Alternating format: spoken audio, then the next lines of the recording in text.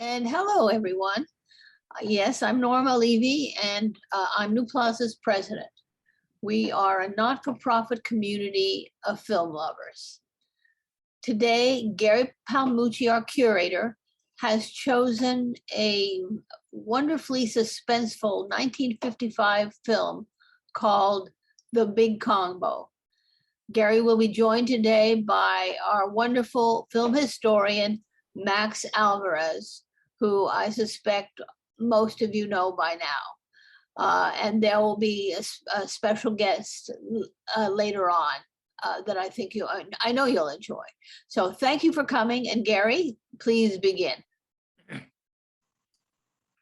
thank you, Norma. Good afternoon, everyone, and welcome to our month-long celebration of film noir, which we're calling Noir-vember. I think we got a little discordant music here in an on and off the soundtrack. Thank you.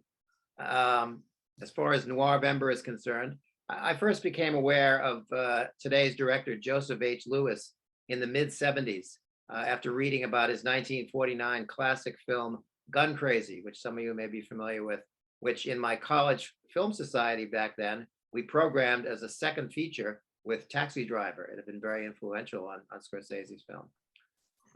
Many more years went by before I had a chance to see more of Joseph H. Lewis's films, including the one we're focusing on today, The Big Combo. Now, in his lifetime, he would probably never have associated any of his films with words like masterpiece or classic. He seemed to simply regard himself as a hardworking journeyman. But today, I think we can include him in the company of genre master craftsmen of the 40s, 50s, or perhaps early 60s, like Don Siegel, Phil Carlson, and Max, your beloved Anthony Mann. Point well taken. He came to this whole genre rather late because he had already directed about 25 pictures that he felt were just assignments until he felt he hit his stride around 1945 with a very short noir drama with Nina Foch, which I'm sure you've seen. My Name is Julia Ross. Yeah, that is correct, which I showed at the Women's Museum many years ago. And he actually hailed from, of all places, Brooklyn. He is going to be directing feature films from the late 30s to the late 50s, and then heading to television for the duration of the 60s. Son of Russian Jewish immigrants, followed his brother to Hollywood in the late 20s, and then becomes a film editor before he starts directing low-budget programmers, westerns, Bowery Boys pictures, horror, and then eventually the genre that we know and love that he specializes in. The kind of apprenticeship it's almost impossible to have today, and perhaps unfortunately.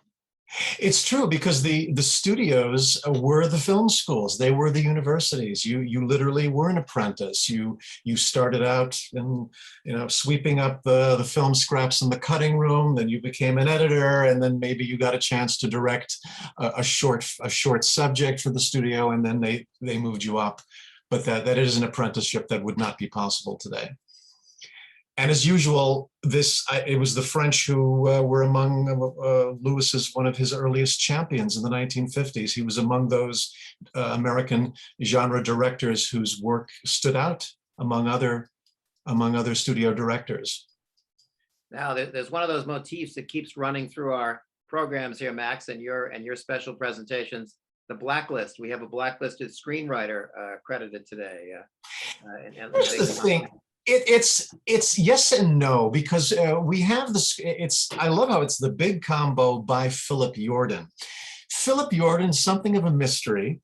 He was a very prolific writer. He was really more of a businessman in many ways, because he often was the cover for other writers. Now, yes, during the Hollywood blacklist years, he did front for a number of writers who could not receive screen credit because of their political affiliations, but he even was having he was having others do a lot of writing for him even before that, just because he was overextended. He had made so many commitments to studios that he felt it was just easier to hire people to do some of the writing.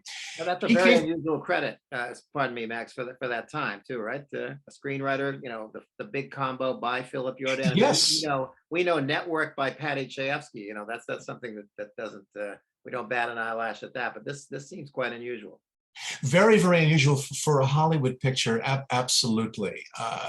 And why that was arranged, I'm not sure. Certainly he was well known in the industry at that time.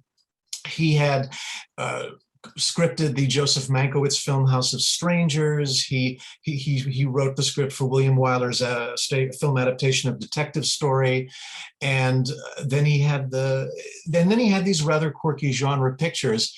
So he came from Chicago. He started out doing some acting work. He's going to end up in Hollywood in the late 30s, and he's going to become a script doctor, working on other people's scripts. Jordan is going to get recognized with a play called Anna Lucasta, which was an all-black Broadway play that ran for about 2 years in 1944 to 46. And he's following the Ben Hecht model, because Hecht was another screenwriter who sometimes farmed out some of the assignments to other writers. But Jordan's an interesting guy, and yes, he did cover for a number of blacklisted writers. We don't know, however, in the case of The Big Combo, if it was a cover or whether it was Jordan himself doing all that writing, because there's so much great He dialogue. has his name on Johnny Guitar too, doesn't he? From around this Yes. time. He does. The script for Johnny Guitar. He wrote he's credited with writing 7 Anthony Mann films, including Men in War and God's Little Acre. In addition to Johnny Guitar, there were 2 other Nicholas Ray pictures. So interesting guy. And clearly this was a project that, for a company like Allied Artists, I imagine it was a bit of a coup to have a Philip Jordan screenplay for this studio that was considered pretty much it had risen from poverty row status. So it's an original screenplay, and we have a leading man, Cornell Wilde. I guess he's been kicking around Hollywood for at least a decade at this point. His most famous credit, in my mind, up to then would have been what we call a Technicolor noir, Leave Her to Heaven, which is a personal favorite of some mutual friends of ours, with Gene Tierney, made back in the mid-40s. A film we ought to do on this program someday. Oh, that would be fabulous, because I know the other day in one of the noir sessions, someone asked about Leave Her to Heaven, which is a tremendous film. Wilde, like the cinematographer of The Big Combo, came from Hungary. He was Hungarian, and he makes his Broadway debut in the late 30s, 1936, and then 20th Century Fox signs him to a contract. So in Leave Her to Heaven, and about 2 years later, he's going to make another Technicolor picture for Fox, Forever Amber, which is not a noir, but he was big, serious matinee idol stuff. He was married at the time The Big Combo was made. He was married to Jean Wallace in The Big Combo, Our leading lady. Our leading lady, and they formed a production company together. I'm laughing because we just got done talking about Joan Crawford, who was married to Fran Chatone. Jean Wallace was also at one time married to Fran Chatone and had 2 children by him, had some intense times in her private life, and then is married to Cornell Wilde from 51 to 81. So they had quite a long association. And Big Combo was one of their first production productions through their production company. First of many pictures she appeared in with her husband, and then of course we have as the villain Richard Conti, who had another long career in Hollywood, probably best known by many of our listeners today, or watchers rather, for The Godfather, which I always wished he had a bigger part in, but he still was memorable. Conti came out of Jersey City.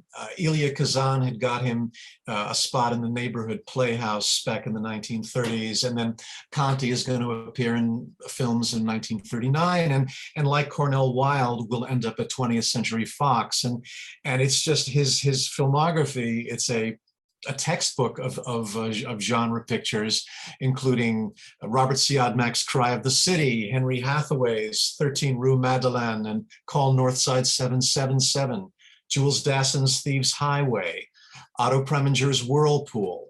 He was reliable, dependable as a leading man in a heroic role, or in this case, he could play a pretty frightening villain. Well, I guess in terms of the history of film noir, which some of our viewers today may be intimately familiar with, and perhaps others just getting acquainted or coming to it for the first time, this is really, I guess, the heyday of film noir.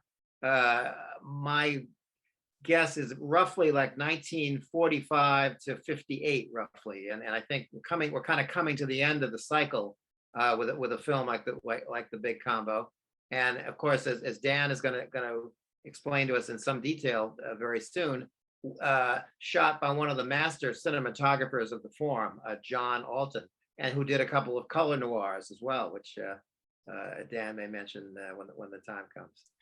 Yeah, Alton is a most unusual figure. So he also, as I said briefly, came from Hungary. He is going to arrive in New York City after World War I. He's going to be schooled here. He's actually lives in the Yorkville area, the Upper East Side here in Manhattan. And then, long story short, he's going to be ending up in Hollywood in the 1920s, working in camera departments in the lab for like MGM.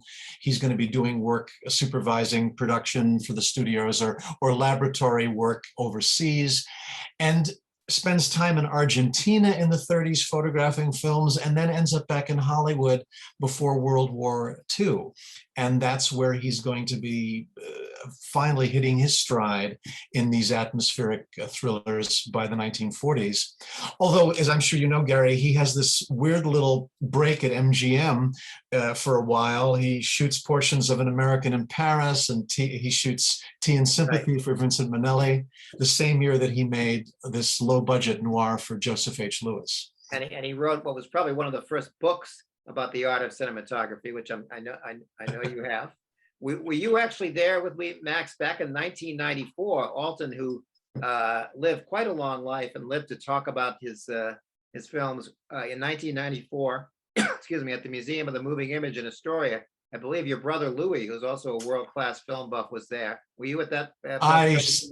Tragically, I was not. I would have loved to have met John Alton, because he quit the business not long after he shot Richard Brooks's Elmer Gantry in 1960 and was unavailable for many years. And then there was this he became a cult figure by the 1980s and 90s, and he just has this tremendous visual style. He worked very quickly, and he was able to work with very limited resources.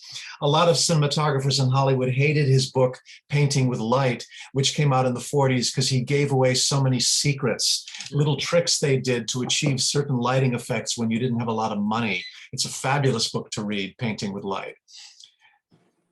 Well, and there's the very widely respected and unfortunately not easily available documentary from the early 90s, Visions of Light, about the history of Hollywood cinematography up to about 1990 or so, used that very famous shot, which I'll bet many of our viewers remember, where Fanti and Mingo gun down the young lady Rita accidentally in a room, and we see a wrist and a cigarette butt hitting the floor, very beautifully lit and composed, which I'll bet is in one of Dan's inventory of shots today.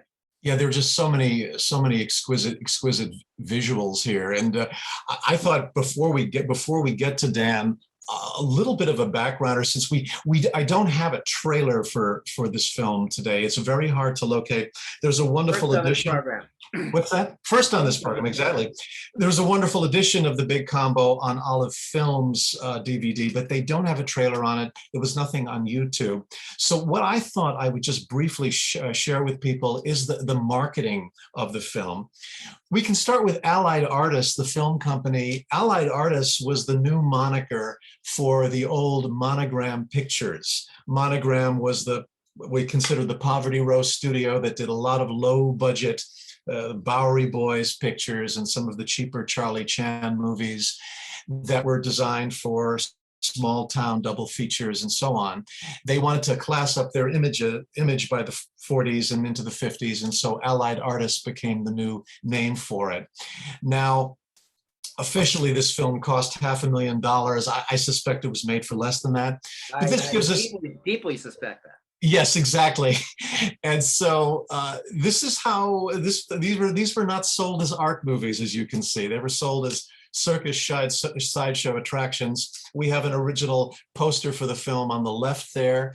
And then the other image here is a lobby card, which they were making those, I think, into the 80s, where you would see them usually on displays in front of the theater, sometimes in the lobby. This is from the notorious hearing aid torture sequence that got the film into a lot of trouble in England. The censors they cut about, I think, 5 minutes, 6 minutes out of the big combo for the UK, because the censors were quite distraught. But these were some of the domestic campaigns. And then we have here the international, some of the international campaigns for the big combo. The upper left is the Argentine campaign, Gangsters en Fuga, which translates to Gangsters on the Run. And then Agente Especial would have been the campaign from Spain for the big combo. We have what translates to Criminal Association, the French campaign. However, the one sheet in the middle, you'll notice, well, I don't expect everyone to know this, but at the very bottom, it's Dutch writing. So this would have been a Scandinavian exhibition of the big combo under its French title. And now, another thing that I wanted to share with us today, we talk about John Alton. You see enough of these films, and there is recycling on occasion. I was watching the big combo, and there was a shot that looked very familiar to me. It was the shot when the police are doing arrests. And this is a frame enlargement on the left where you see one of the cars arriving. I said, wait a minute, I've seen that. And sure enough, it was first, to my knowledge, seen in a film that came out in the late 40s called He Walked by Night, also happened to be photographed by John Alton. It's also, I believe, appears in the Richard Fleischer film Follow Me Quietly, which came out at RKO a year after that. So it was not unknown to occasionally purchase and stick in some footage to save a little money. And here they did that for the big combo. It's a less than an aspect ratio. As you can see on the left, the picture is cropped to a wider frame, which was commonplace by the 1955. On the right, we have what we call the classic Academy ratio. So Gary, how would you sum up the narrative for this film? I mean, the big combo, it looks like a pretty small combo to me. It's Richard Conti and his two hoods, but yet this is a combo that has a tremendous amount of pull and influence in the city. Well, it's of course one of these films where intentionally or otherwise, the bad guys are far much more charismatic and interesting than the good guys, at least if we're going to compare Richard Conti versus Cornell Wilde. And then we have this seemingly outrageous business going on here with the two hitmen, Fanti, whose name sounds like Fanny every time his exactly pronounces it, who appear to be an early example of two gay hitmen who seem to be very close friends with each other, and we see them later on when they're hiding out, and one says to the other, well, I can't put another piece of salami in my mouth. You know, they haven't been can't swallow any more salami. And earlier we had seen them sleeping in the same room together. So that was, I guess it flew under the radar of the censors. And one of them says, well, you know, if we have to get out of here, they'll be looking for us in every closet in the city. Exactly. That's a great. That also it's lines, it's subversive lines that they got through here, and it also has some good dialogue about where Brown says to a boxer who he's been representing, you have to hate the man who tries to beat you. You should have hit me back. You haven't got the hate. And he describes the Cornell Wilde character as a righteous man, and just some great little asides there. Right, but and Cornell Wilde's own boss the police chief, excuse me, says early in the picture, well, you've got too many brains, but that's not your fault. And then, of No, course, there's Conti's great line, pardon me, Max, which he uses at least twice in the film. First is first and second is nobody.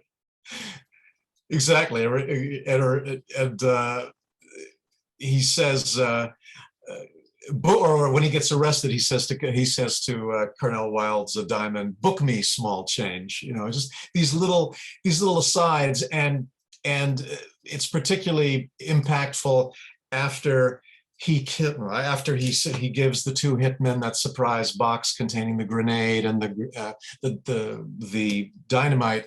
We dissolve to Conti enjoying a lobster meal, which somebody else said. I think it was Wilde's character who had described him as enjoying a meal after doing a very brutal crime at a previous time. Mm-hmm. You know.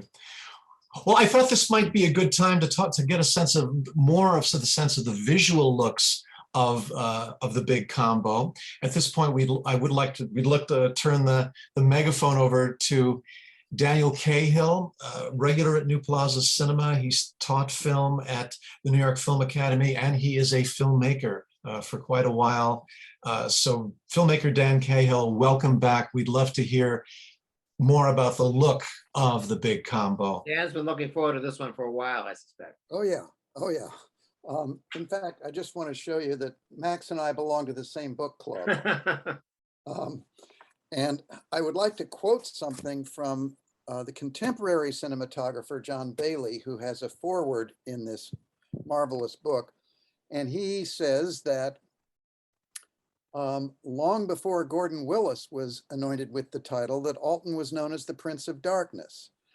And this is very important to our understanding of Alton's approach.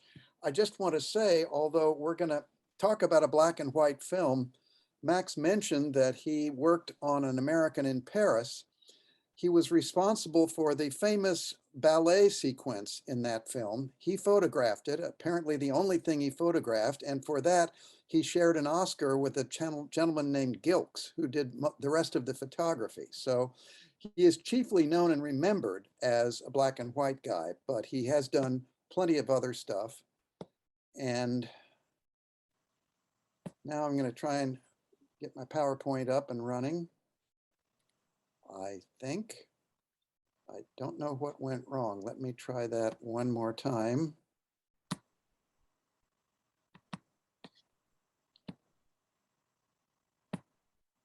There we are.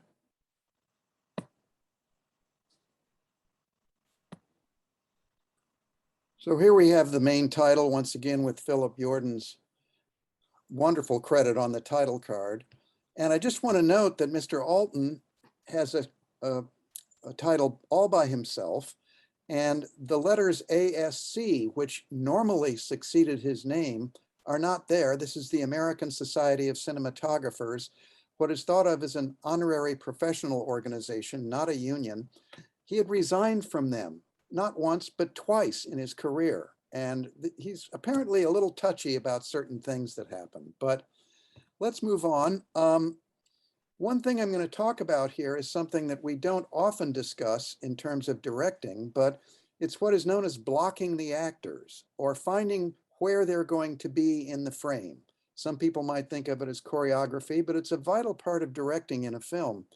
And one thing that Alton and Lewis are very good at is having both actors in a scene facing the camera. Here, there's nothing confrontational going on. They're talking about business as usual. But it's just interesting to see how Alton's work is so dark. It's dark outside the window. It's dark at the fringes of the frame. He does that a lot. This is a scene with Richard Conti, the aforementioned, who is playing the godfather of this combo. On his left is McClure, one of his associates, played by Brian Donlevy, and the aforementioned prize fighter. Now, in Alton's book, he says he never uses a top light.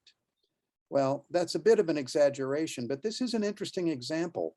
Top lights in black and white photography in particular are used to separate the actors so they don't disappear into the background. In particular, if the background is black and they have really dark hair. You will note that there are no top lights on Don Levy on the left and the boxer on the right. But Conti does have a top light on his head, and it is beautifully motivated by the source light directly above him. So there are exceptions.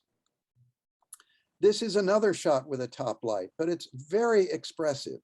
Cornell Wilde is at the bedside of an ailing woman that I believe is the Gene Wallace character. And this just emphasizes and heightens his anxiety by showing the eyes, the most important thing an actor ever works with. This is another shot which calls up the expression darkness all around. There are one or two lights here that show Wilde and his assistant, Sam. But other than that, it's night. It's night all the time. I threw this in just to show how expressive Alton could be with cigarette smoke. This was sort of a prevailing technique, especially in the 50s, until a certain Surgeon General's report emerged in the 60s. Once again, the top light is a source light in the frame.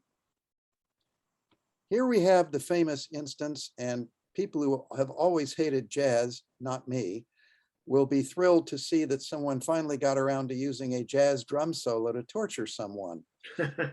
And note that there is basically one light on this whole shot, and you can see a glimmer of it at the very top of the frame. That's all, one light for 3 people. This is one of 2, count them 2, exterior daylight scenes. Everything takes place inside and usually at night. This is the lead-in, the establishing shot to Diamond's interview with Bettini, one of the 2 character actors who appears, played by Ted DeCorsia. This is after Dreyer's murder, and we're going to talk about that very soon, in Dreyer's antique shop. And Richard Conti is facing the camera because he is evading everything that Diamond is asking him. He is not cooperating. And it's a nice composition with Sam on the side there. This is perhaps the most evocative shot in the film. Once again, the director and cameraman found a reason for the 2 actors to face the camera. Cornell Wilde is mourning the death of Rita, the stripper who is his one-time girlfriend. And back in the 1950s, a real man could cry, but not in front of another real man. So he's hiding everything he's feeling. Here are the notorious Fanti and Mingo, and this is the famous swallowing salami scene. And it's interesting, I think, for the dynamic of how these 2 actors are blocked in the scene. Fanti, Lee Van Cleef, is on a higher level, indicating he's more powerful. And Earl Holliman as Mingo is slumped over in a very submissive posture. 2 weeks ago with All About Eve, I showed how Betty Davis used a mink coat as a weapon. Here we have Gene Wallace using a searchlight as a weapon and succeeding, actually. It helps take out Mr. Brown. This is the final shot of the film, and I want to emphasize by going back to the aspect ratio of the previous shot. Notice how wide that is. And now in this shot, most of the frame, or a huge proportion of it, is black. This is the final shot of the film, fog in the background. Cornell Wilde and Gene Wallace are about to be reunited under a single searchlight. It's a wonderful shot, and I believe this is the shot that Max Alvarez uses for his wallpaper online. That is true. There you go. Lovely. I now want to talk about a long take. This is the scene where Dreyer, in the foreground on the phone, played by a very familiar character actor, John Hoyt, is going to be visited shortly by Diamond, who wants to ask him a lot about Brown.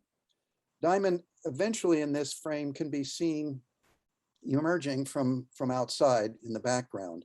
Now, again, this is a long take we don't do moving shots in our talkbacks, but I'm going to show you for each camera position, the frame that was connected by fluid camera motion. This time, Dreyer has moved across the frame so that he and Diamond are facing each other in profile. Dreyer then evasively moves back to the other side of the frame, always evading every question that Diamond asks him. He even goes so far as, yes, finally, both actors facing the camera as Dreyer faces a little tchotchke shelf in his antique shop, never wanting to answer a single question that Diamond asks him. Back again to the other side of the frame. And right before Diamond leaves, he says, well, if you change your mind, you know where to find me. And then he exits through the back door. As soon as he exits, Dreyer goes to the door, pulls down the shade, and turns out the lights. That is a cue for the camera to tilt down to show us the phone ringing. Dreyer approaches the phone, picks it up. There's no one there. This alarms him. Now the camera tilts down once again to show Dreyer's hand going into a desk drawer. And for the first time in this extended take, there is a cutaway, an insert, because I'm assuming Dreyer's hand blocks what he's going to take out of the drawer. And we see in an extra shot that it's a pistol. We have to know that in order for the story to work. After he takes the pistol, puts it in his pocket, heads out the door, the screen goes black, and we hear gunshots killing Dreyer. So that is the end of my slideshow, gentlemen, but I want to take a couple of extra minutes to talk about long takes. First of all, why do they do a long take? Sometimes a long take serves a very important purpose. One example would be the first shot of Orson Welles' Touch of Evil. The shot establishes some plot elements, but most importantly, it shows us the geography of a border town, which is extremely important to the rest of the film. In this film, in the big combo, I think this shot is designed to immerse the audience in the film. The audience is the camera, and the camera, if you will note, is almost always at eye level, which means we feel like we're actually in the scene with these fellows, and we're standing eye to eye with them, which is very important. One other factor here in deciding to do a long take is that they do not help save either time or money. They are elaborate to set up and rehearse, and I will explain some of that right now. Extensive rehearsals are required, especially in a scene like this, where both the camera and the actors are in motion. The thing that they have to do is settle on who's going to be where, when, and put marks down, usually on the floor, for the actors as well as the camera. And there is a very important crew member, often referred to as the focus puller, because he pulls or changes the focus during the shot. In the olden times of 1955, he had to be right next to the camera, sometimes riding on the dolly or walking next to it, where he could reach out, and as he saw the marks being hit, he can change the focus ring on the lens. Nowadays, with modern technology, we have remotes that people use to change the focus from a distance, but that focus puller still needs to be close enough to see if the marks are being hit properly. Now, why is this all important? Well, there is only one person in the olden days, before we had video monitors to watch from behind the scenes, there was only one person who saw what was going on to the film, and that's the camera operator. And in a shot like this, that person was extremely concerned with getting the framing right, framing the right actors at the right moment from the right position. And he probably could not tell you if the shot was in focus as it should have been. And sometimes there was a bad surprise when the dailies came back from the lab, necessitating a costly reshoot. So that's my take on long takes, and I will toss it back to you, gentlemen, for any further comments.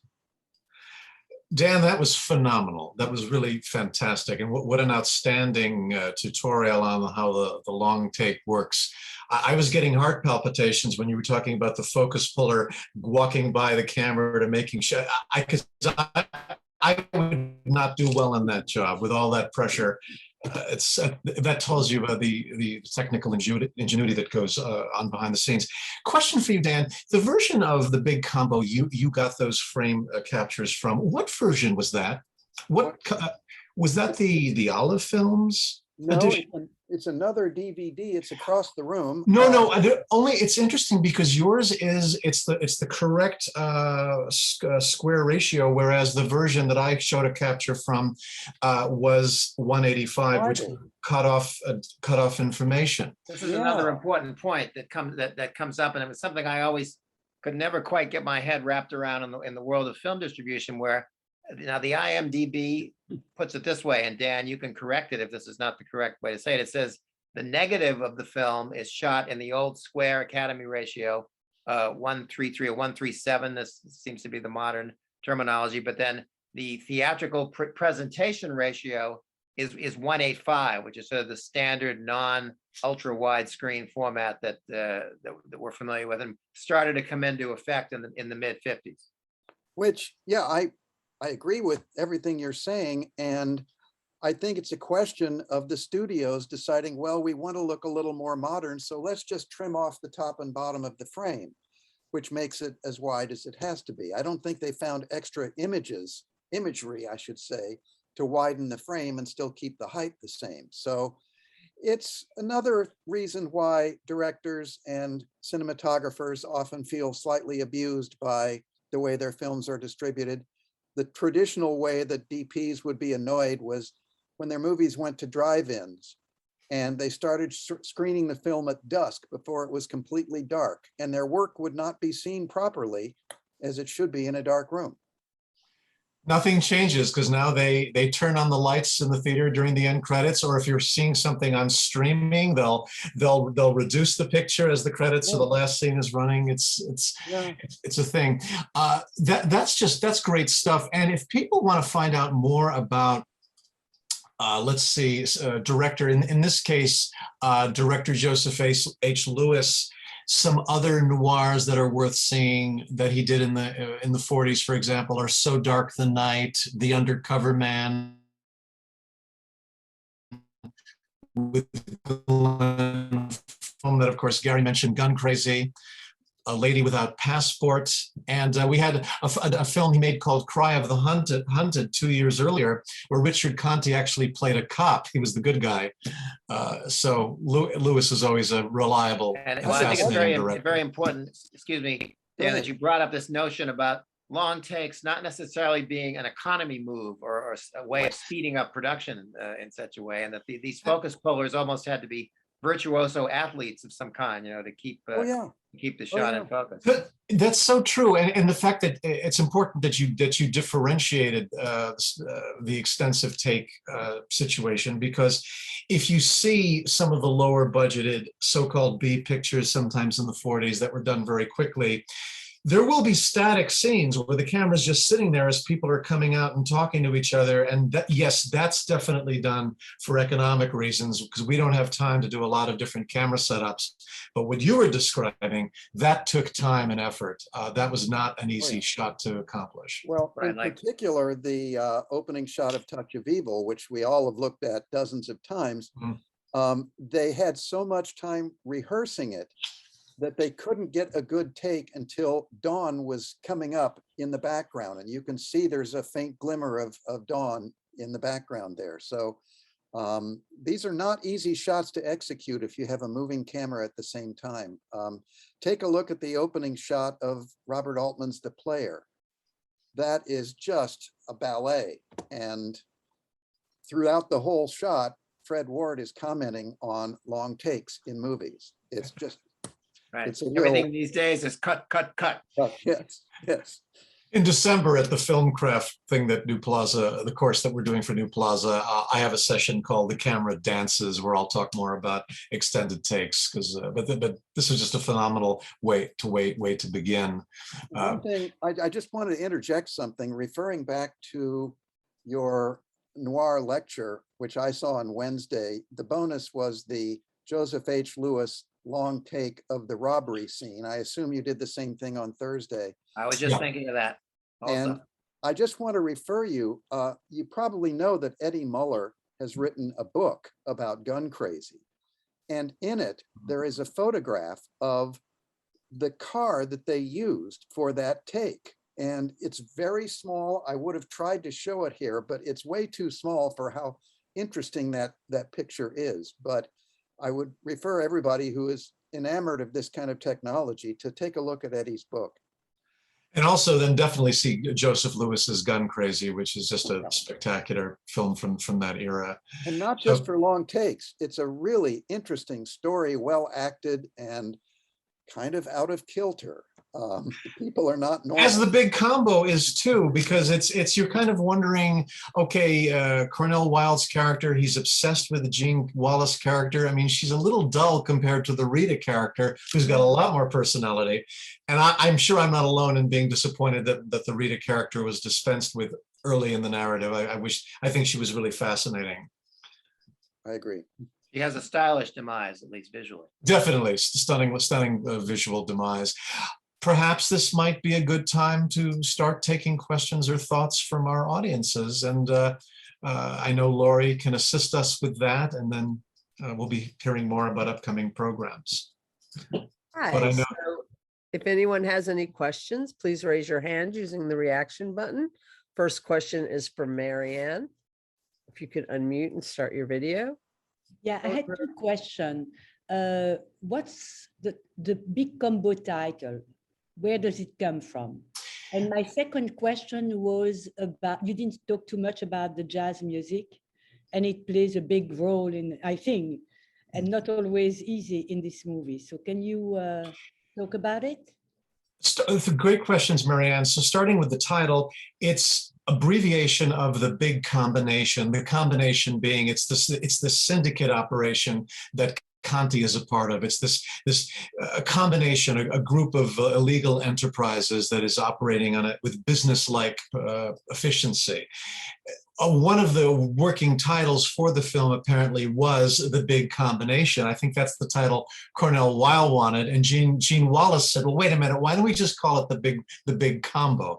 That was at least what I'd read on the internet. So Combo was an abbreviated form of this combination that Conti was part of. I know Dan is a great music specialist here. We have, first of all, David Raxon, the composer, best known for Laura, but he has a jazzy score here. He's using some wind instruments. I mean, we've got a trumpet solo at one point and maybe clarinet, kind of a jazzy use of that. Would you agree, Dan? Oh, yes. This is a big band. I don't know how many pieces there are, but I would say 8 or 9 probably. And it gives a full, rich sound that people would go out to hear in a dance club in the 50s. This was part of the urban scene, was that you would go hear a big jazz band and you would dance to it. So I think it very nicely sets the tone during the credits. There isn't a lot of other music used in the film. Sadly, I would have loved to hear it, and there will be no soundtrack album from The Big Combo for that reason. But it's nicely used. And again, Raxon composed Laura, which is a major standard. So hats off to him. And the other music, of course, the jazz is used symbolically during the hearing aid torture sequence. But then we have the very intense piano concerto that the Gene Wallace character is listening on a record at one point. Chopin. The Chopin. Okay. And then she goes to hear the concert where we see the pianist, his piano work is intercut with Cornell Wilde's intense conversation with her. Unusual case of a classical he is piano. credited as well. There's a solo pianist credited, another unusual credit, I think, for a film of that era. Exactly. I had his name written somewhere, but yes, definitely. And Max, there was a question in the chat about the fact that the last scene of the movie reminds of Casablanca. And the question was, is Casablanca also film noir? I think it's safe for us to put Casablanca in the film noir category. It's funny because it's such a legendary film that everyone knows about. We don't associate it with that category, but it has all the elements of a film noir, from the anti-hero to the lighting style to Now, the femme fatale and all that. So I think it's an early example of a Hollywood foray into that genre. Thank you. Thank you, Marianne. thanks, Marianne. Thanks, Marjorie, Marianne. could you unmute yourself and start your video? Hi, everyone. This is wonderful. I want to thank Dan for that wonderful discussion on photography. Upon watching this, I just said the photography is the star of the movie and not the actors and not even the story, because it was just so mind-boggling. And of course, that final scene out of the fog, the silhouettes and uncentered is amazing. But I want to clarify the film noir definition, which there really isn't a technical definition. But I once read that in film noir, I mean, crime dramas are nothing new. In film noir, all of the characters are a little shady. And there's a lot of film noirs, including Eddie Muller on TCM, where that's not so. So it's like the Maltese Falcon. All of these characters were a little shady. Even Philip Marlowe. I mean, he was having an affair with his partner's wife. He knew Mary Astor was a little guilty, but I mean, he drew the line. So could you clarify that a little bit for me about the definition of film noir? I would love to take a stab at that. Sure. I've made several comments in the past. First of all, minor correction, Marjorie. It was Sam Spade, not Philip Marlowe. Oh, sorry. I make the same mistake. I do it all the time. Same actor frequently. That's but, right. Yeah. Defining film noir is a dodgy business. There are film noirs with innocent people in them. So saying that every character is shady is kind of an exaggeration, I think. And I have read essays claiming, for example, that Casablanca is not a film noir. Yeah, I don't think it is at all. It's a very uplifting movie.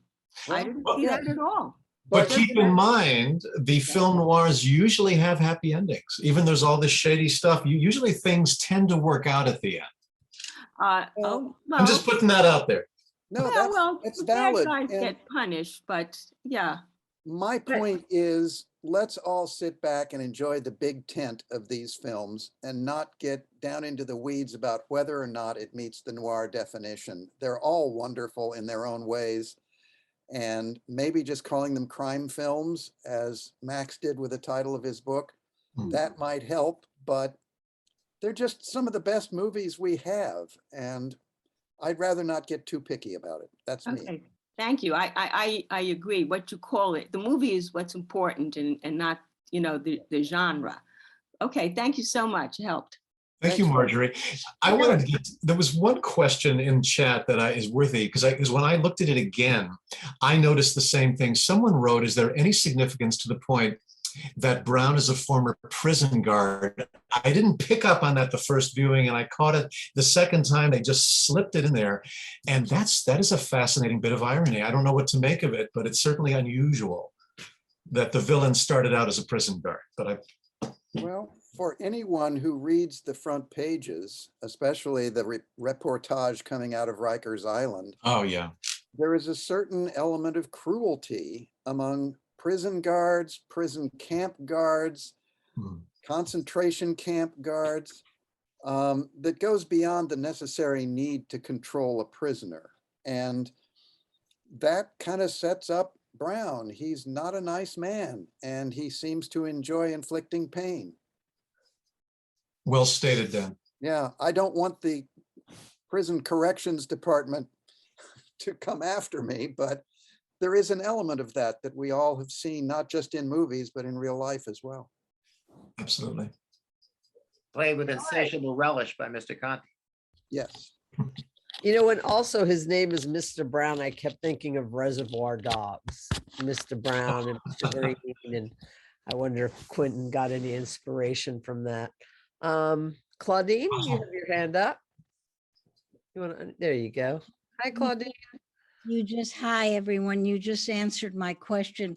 I was taken with the deference of this hood, sadistic hood being called Mr. Brown all the time. I wondered if there was an ironic twist or what the exaggeration. I've never heard of a or seen of a hoodlum being called by his last name. So you've answered. Well, something else I noticed, you know, his nemesis is Mr. Diamond, you know, so you have sort of this conflict in names, brown being the color of something not so pleasant, and diamond, of course, being shiny and new. Okay, thank you. Good point. Okay, Joshua, could you unmute and raise and start your video?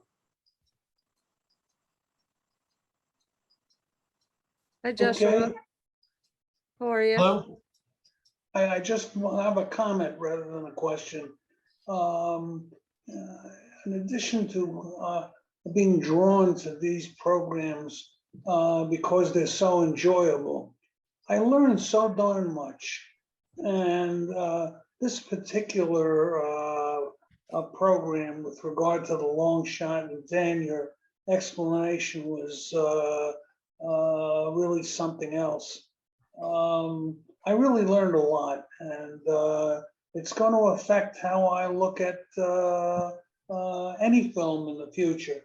So I just wanted to thank you all again for this particular program and look forward to further programs. Thank you, Joshua. And Thank we you, do Joshua. appreciate your Thank you. Noir lighting Thank scheme you. that you have today. I was just thinking wanna- the same thing. I want to point out one thing about long takes is even those of us who are experienced film watchers often don't realize that it's been a long take until it's over and there's a cut to the next scene. And, you know, I have to look at a movie a couple of times before I can make any serious comments about it. So don't feel like you're in the dark, so to speak, watching a long take, because they're not always that obvious and they're designed to look just kind of seamless. Yeah, and absolutely. And I'm like Dan, where I sometimes am not aware until the scene is over. Like, hey, wait a minute, that was all done without any editing. And that, I suspect, is what the director would have wanted, so that Yeah. people aren't focusing on the little details. The more recent version of that would be the movie Birdman with Michael Keaton. And I thought when the credits rolled, there'd be like 5 Steadicam guys. And there's also a piece on YouTube about how they achieved that effect.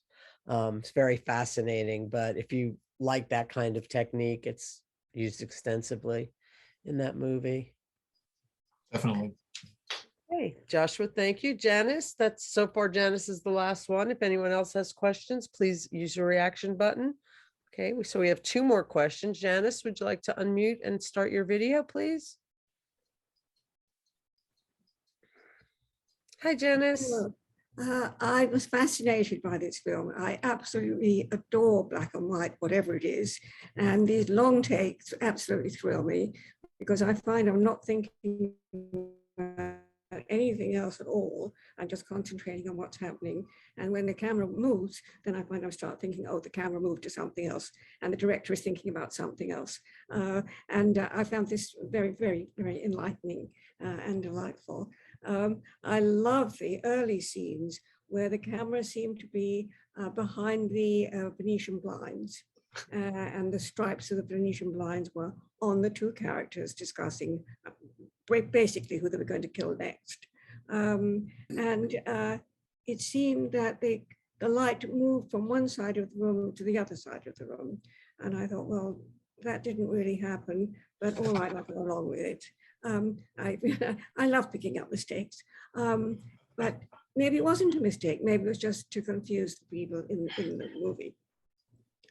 Also, I'm just so pleased that you mentioned Leave Her to Heaven. I remembered that film and I thought it was brilliant. That was a long time ago. And I think I'm right, it's still brilliant. And I thank you for a fascinating group of noir films. And you don't find anything much blacker than this one. Thank you. Thank you, Janice. And I was laughing because, yeah, if you're looking for proper directional light in these movies, you're going to be so disappointed. There was one Alton picture in the late 40s where it was an interior of an apartment, and I swear the sunlight was coming in from 4 different directions. It was very funny. Light coming here and then under the door. So yes, they're not, although they're trying for realism at times, there's a lot of artistic license being taken when it comes to lighting. And a lot of times those Venetian blinds might just be blinds on a C-stand being used as what they used to call a cucurbitus or a cookie for sure. Right. And they usually have a giant 5K light. I saw one once. They're huge that are like, it's shooting all this light through that cucurbitus Venetian blind pattern.